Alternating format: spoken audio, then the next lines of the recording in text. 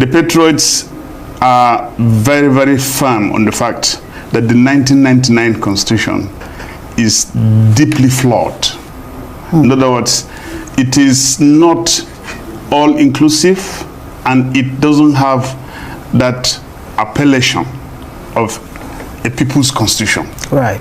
In other words, now when you talk of a people's constitution, it has to be a constitution that Nigerians had an input, in it. Nigerians were consulted. Nigerians from all nooks and crannies came and identified with every clause, every paragraph of this constitution. But that is not the case. This constitution was gifted to us by the military. The military handpicked just 24 wise men and one wise woman. That was the Abdul Salam Constitution. They sat down and they tried to adopt either of the 1979 Constitution. That's even the 1979 Constitution is an Obasanjo Constitution. The 1989 Moribund Constitution was a Babangida Constitution. And the 1995 Constitution can be described as an Abacha Constitution. All the two aborted because they never saw the light of the day. Then the 1999 Constitution. These 25 wise men and women sat down and now said they preferred. They went around a semblance of consulting people in the Nigerians, but you ought to have, like, after getting their views, to take it to a referendum. Let there be a referendum where at least a sizable number, a reasonable number of Nigerians will speak on this constitution and say, yes, we agree that we should operate a presidential system of government. We agree that there should be this sort of the system of government, fiscal federalism, whether there's fiscal federalism or not. But this never came to be. They just, rammed it on the Yes, but there are those who would argue that, yes, when you say it was the Babangida Constitution, Abacha Constitution, Abdul Salam Abubakar Constitution, these are all Nigerians, and the 20 or so wise persons, both men and women, are also Nigerians. That you cannot totally say that that these people are not, they're not aliens, that they're actually Nigeria, but that's a different argument, for another day. Let's talk about the outcome of your two-day summit and the key outcomes. How do you plan, number one, the strategies that you will be employing to ensure that the resolutions are actually formally, submitted to the National Assembly's Constitution Review Committee? Yes, there are two ways. At the end of the day, our resolutions haven't been read out. It will be formally presented to the media tomorrow. Right. Now, when that is done, the leadership, our able leader, namely Chief Emeka Anyanku, yes, GCON, the former Secretary General of the Commonwealth, he will lead some of our elders and take the resolution to Mr. President. When he takes it to Mr. President, secondly, they will also submit same to the ongoing constitutional review exercise going on now at both the Senate, that's the 10th Assembly, at both the Senate and the House of Representatives. Now, the appeal to be made to Mr. President is for him to bring up an executive bill incorporating all these 23 resolutions, where we came up with 23 resolutions. Yes, 23 of them. All very, very, very sizable and reasonable, and all leading to our having an all-inclusive constitution that can get that toga as a people's constitution. So Mr. President will be asked to sponsor an executive bill, which he will now submit to the National Assembly, to enable the National Assembly to set up a constituent assembly that will come and incorporate all these 20, and as a matter of fact, they will look at the good sides of the 1960 Constitution, the 1963 Constitution, and then the good sides or the good parts of the 1999 Constitution, as well as the 2014 National Confab recommendations. All this will be the subject of this very Constituent Assembly, looking at it and now coming up with issues that we have itemized in these 23 resolutions. So we're not reinventing the wheel. You're taking the good sides from the previous constitutions that we've had. Very well. But how do you guarantee that the same fate, that the 2014 confab suffered will not befall this beautiful, projects that you've come up with, 23 recommendations. I think I have about 10 here that maybe I can just itemize, but how do you ensure that it doesn't go the same way as the 2014 confab?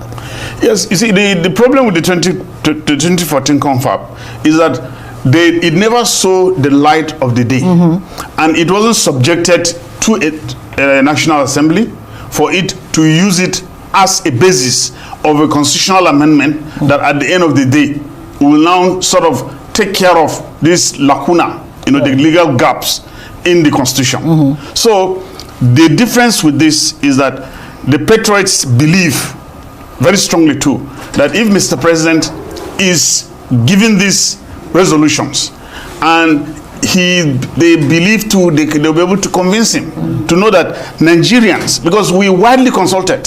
Right. It wasn't just the number that you saw here at Transcorp and Luxury and Nikon Luxury.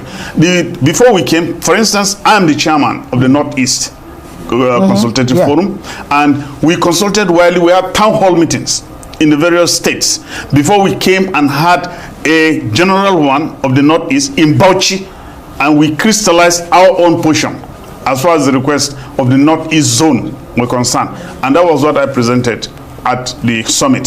So this was done, and it will be transparently shown to the president that Nigerians are feeling very strongly about this 1999 constitution and want you to make a change so that this we can move Constituent forward. Assembly, very quickly, Yes. I mean, is it going to exist pari passu with the National Assembly? Do you envisage that this National Assembly will actually give its nod to a Constituent Assembly? Because wouldn't it amount to rendering the National Assembly redundant? No, it wouldn't. Okay. They'll be working pari passu. In other words, they are the sovereignty at present rests with the National Assembly. Right. Because there can be two sovereigns. So they will just be a Constituent Assembly purposely constituted for the purpose of bringing about a recommendation, recommendations that will go into a new constitution that at the end of the day will be submitted to the National Assembly. Points well taken. Very quickly, for the benefit of this, of our viewers too, some of your recommendations: President should introduce executive bill to empower INEC to conduct elections into Constituent Assembly. Recommends return to true federalism. We've been talking about that, forever. System of government closely examine and determine the best system of government. So in this summit, you were not able to come up with or make a recommendation as to what the best form of government, for Nigeria should be. You talk about devolution of powers. Two-chamber bicameral system of legislation is unsustainable, too expensive for Nigeria. Therefore, you're recommending a unicameral, National Assembly. Yes. I mean, great recommendations there. We're looking forward to the unveiling of the 23 recommendations. But before I let you go, you were a very close ally of former Vice President Atiku Abubakar. Yes. Right. And, he has moved from the PDP to the ADC. I'm sure you didn't expect this. But this first off, what do you think? Of course, absolutely. Yes. But we need to take advantage of this. What do you think is Atiku's political future? With this idea that he's likely to run again in 2027, and many Nigerians, or some, let's just say some, to be fair, are saying power should still remain in the southern part of the country until 2031. Yes, what do you have to say about that? Ngozi, I must tell you, right. You are taking me off guard, because I was expected to come and talk as a patriot. Exactly. Yes. Right. But it all the same. Let me just give you this answer. You see, when you talk of power being concentrated or being left to be in the South for 4 years or 8 years or 20 years, you see, in democracy, that is not how it works. So if we keep, or power is being shifted to the north for 8 years, and people are suffering, the first 4 years you find it very difficult to even breathe. You see people crying, dying, suffering, and the country is almost grinding to a halt. So you think the idea of rotational presidency is counterproductive? Nigerians should just vote for whoever they think can get us out of the woods. If you see, like I give you an example with Rwanda, today, Paul Kagame, yes, as far as Rwandans are concerned, they will allow him to rule until this man drops dead. And it's because they've hit the target. They've gotten someone who has brought them out of the woods, and they are now a country that many nations are even aspiring. I never thought of going on vacation, to Rwanda. Right. But do you know, if you give me a free ticket to UK and Rwanda, I'll go to Rwanda. Go to Rwanda, yeah, exactly. because they've been able to if come Nigerians get a leader that can get us right, you bring down the value of the falling the rate of naira. Bag of rice goes back to 10,000. Everything that we used to enjoy before 2014, 2023 comes back on this the screen. Idea. Is it? We'll just tell does it it to feature? Does it feature in this new constitution that you talk about? Yes. We should be talking about. We're not talking about any rotational presidency. There's no rotational presidency here at all. Okay. Once we get a good leader, we march on. Well, my take on it is that I don't know where they got their mandate to make such a request of the president, but whatever it is, my view is that our problem really is not with the constitution that we operate, and it's more with the operators. And in any event, the constitution that we operate does envisage a process of changing it, altering it, even jettisoning it if you need it. And why they have chosen not to work within the framework of the constitutional prescriptions, it beats my imagination. But in any event, that's what it is. But I don't think it is the correct move to go for. And I think it is, I'm not too sure the president would take this request seriously. Of course, if you followed what he told them was that, well, he has heard them. He's going to review their request. But of prime importance before him is the economy and the social condition on the ground. So we'll see what he does with their request. And I'm sure there are others who share your sentiment as well. But you said that the problem is not with the Constitution, but with the operators. What's a better way to go about restructuring this country, in your opinion? In my opinion, if you wanted to change things, we are operating under a constitutional system. The legitimacy of the president to do one thing or another, he derives from the existing constitution. The National Assembly also can act only in accordance with the provision of the existing constitution.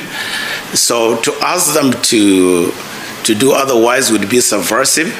And I don't think it is the way to go. So if you needed to change anything, there are provisions in the existing legal order to go about doing it, not to come through the back door. But I'm sure you do agree that some parts of the Constitution are completely outdated and need to be reviewed. What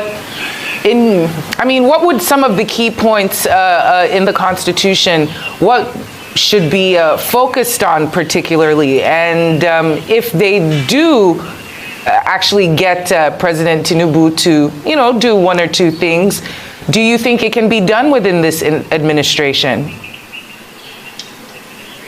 Why not? The issue is that they too have not stated exactly what they want. To convoke a Constitutional Assembly is not the way to go. Constitutional Assembly has no power under our Constitution to draft or to adopt any new constitution. So it is really neither here nor there. Now, your question was, what do I see within the Constitution that may need to be reworked? And you claim that, because that's a claim you make, that there are things in the Constitution that are outdated. I don't know what you mean by that. But my view would be, anything is up for consideration in the Constitution. Anything can be changed.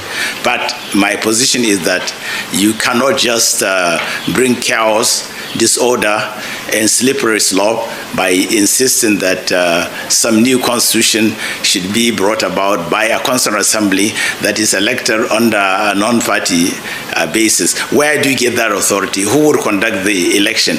What do you do when you do not have a legal mandate to do that? So it's just chaos and disorder and slippery slope for chaos in the polity.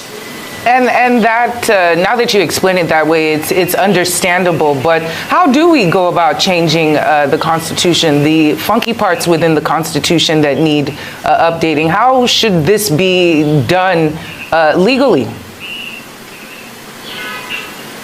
Oh, the way to go about it is the way that the Constitution, the existing Constitution, has been changed over time.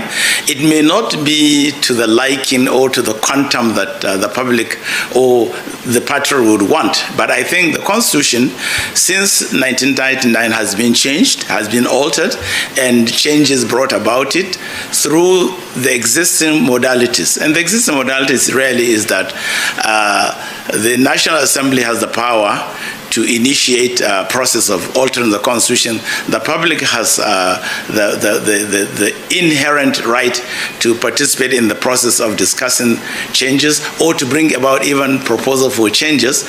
And ultimately, a proposal that come to the National Assembly may be adopted, and that it requires what has been adopted in the Constitution by the National Assembly to be subjected to the concurrence of 2/3 of states of the Federation for it to see the light of the day. And also, ultimately, in the end, it will require the assent of the President for it to become a change according to our existing legal order. That's how to go about it.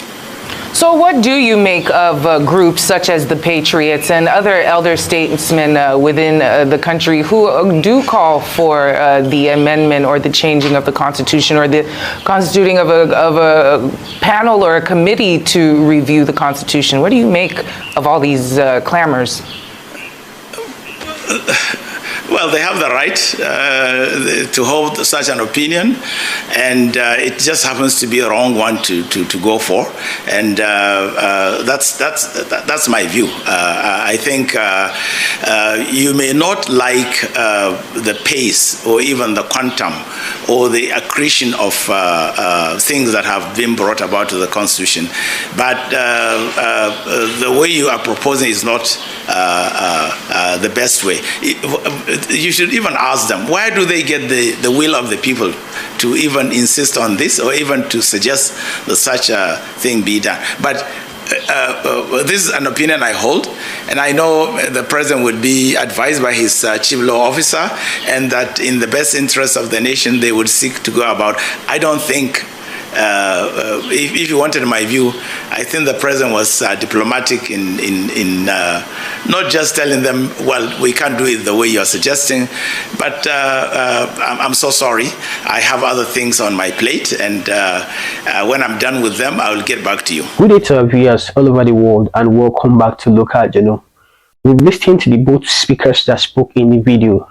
While one believes that we need a new constitution in Nigeria to facilitate the growth we want and we yearn for, the other believes that the constitutional problem or revamping of a new constitution or bringing a new constitution is not actually the problem we are facing in Nigeria, and that the constitution is not even the problem, rather the operator of the constitution that are the problem. As much as I believe, or I want to kind of argue with him to some extent, I believe overall the constitution we are using now, the constitution we are practicing now, which is the 1999 constitution, is a constitution forced on us Nigerians by the military, and it does not reflect the will of the people. That is not what the people want. That is not the constitution of the people, and that is not what Nigerians want. And that is the reason why Nigerians are saying that they are not interested in this 1999 constitution, that they want an all-inclusive constitution that will carry everybody along, not a constitution that will just empower a few at the detriment of the others. That is what Nigerians are saying. And if you listen to what the position of the both men who spoke inside the video is, you will notice that the first speaker is part of the Patriots who are trying to create this awareness in Nigeria, or trying to force this new constitution or force this idea of creating a new constitution on the government so that we can get a constitution that can propel Nigeria to the place it belongs. And the other person is saying that he doesn't believe in a new constitution or anything like constitution amendment, as much as he doesn't believe that the constitution we are using now is an all perfect and fit constitution for us. He believes that the constitution is not really the problem and that we can still review the constitution, but not totally revamping the constitution or abolishing the constitution, because these key players or these operators are still going to be there, and until we solve this operators problem, there is no way we can have a very good Nigeria. And the thing is going to be both ways, because number one, we will all accept that the operators of our constitution, that's our leaders, they are literally talking about our leaders in this contest. They are not people that have the interests of this country at heart. And so whichever constitution that comes in, we understand that these operators are still going to be there, and they are still going to be people who need to fight. There are still going to be forces that Nigerians will also need to fight with. That's when we get a new constitution. But when you look at the constitution critically, you see that the constitution is not all inclusive. The constitution is skewed to favor a few. It is skewed to favor a particular region over the other region. It is a constitution that is more or less like, while one region is working tirelessly to ensure that they get or develop their region, the other region will just wait while they bank on the constitution and the clauses involved in the constitution to share the hard work of the other regions that are working so hard to ensure that they better their own region. So you see, these indices are part of the empirical fact and evidences why some of these regions and the leaders of some of these regions doesn't want to continue with this constitution we are using and practicing now, which is the 1999 constitution. Because if we be very honest with ourselves, we will know that the North have been sole beneficiary of this constitution. The North, alongside some of these few military leaders who are still controlling this country today via proxies, are the ones benefiting from this constitution. And that is the reason why Nigerians are calling for an all-inclusive constitution. Because I feel if this constitution thing is not fixed, I believe the clamor for a divided Nigeria will continue. The clamor for regional government will continue. We need a restructured Nigeria, a Nigeria where every region will be proud to call this is the Nigeria of our dream. Because without a restructured Nigeria and this centralization we're practicing, there is no way Nigeria can move forward. The center is already too shook.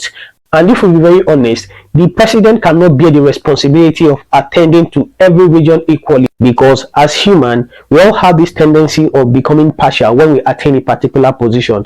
He has his own interests, and the interests he has are the interests of his own people or his cronies who are there or who helped him to get to that position he is today.